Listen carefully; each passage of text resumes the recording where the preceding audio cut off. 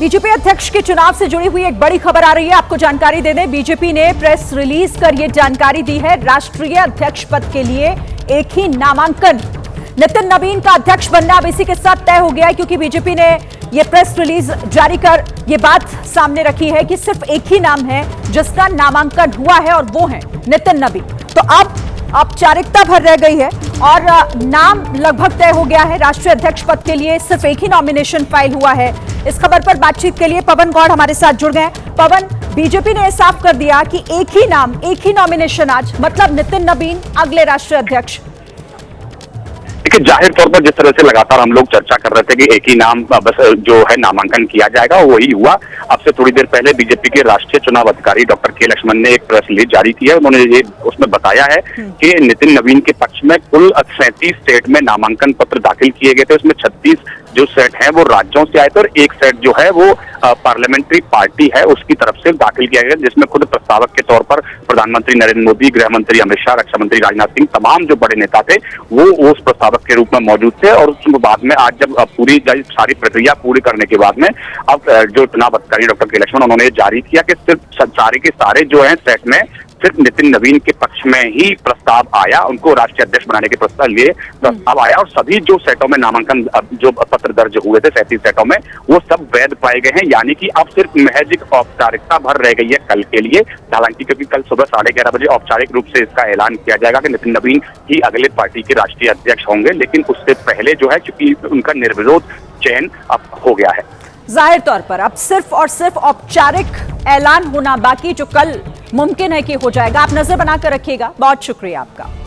आगे बढ़ते हैं। देखिए, पोस्टमार्टम रिपोर्ट में गड़बड़ी की गई। दरअसल हम बात कर रहे हैं पटना मेडिकल छात्रा जो नीट की तैयारी कर रही थी, जिस तरीके से उसकी मौत हुई है वो कई तरह के सवाल अब खड़े कर गई है। और पोस्टमार्टम रिपोर्ट वो और भी सवाल इसीलिए खड़े करती है क्योंकि गड़बड़ी की गई है, उसमें मेडिकल रिपोर्ट से छेड़छाड़ हुई है।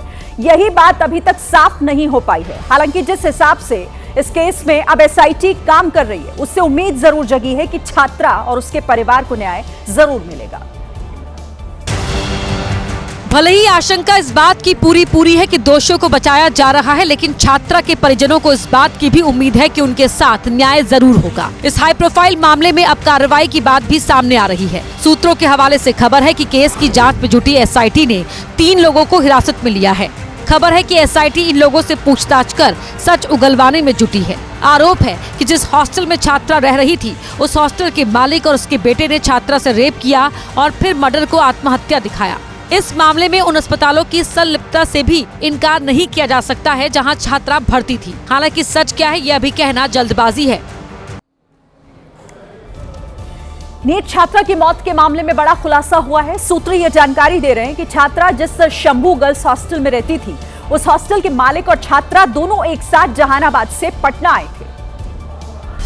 ये संयोग था या फिर कोई साजिश, इसका तो पता नहीं चल सका, लेकिन इस खुलासे ने जांच को एक नई दिशा में मोड़ दिया है। खबर है कि 5 जनवरी को छात्रा अपने घर जहानाबाद से पटना आई थी।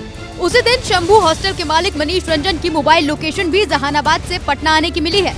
दोनों साथ थे या नहीं ये तो पता लगाना अब बड़ी चुनौती है। वहीं छात्रा की मौत का मामला दिनों दिन गर्माता जा रहा है। बिहार कांग्रेस ने पटना के इनकम टैक्स चौराहे पर प्रदर्शन किया और सरकार से छात्रा को न्याय देने की मांग की। बुलडोजर चलाने के लिए आपके पास समय है, लेकिन एक छात्रा जो नीट के छात्रा थी उसको लिए आपके पास समय नहीं है।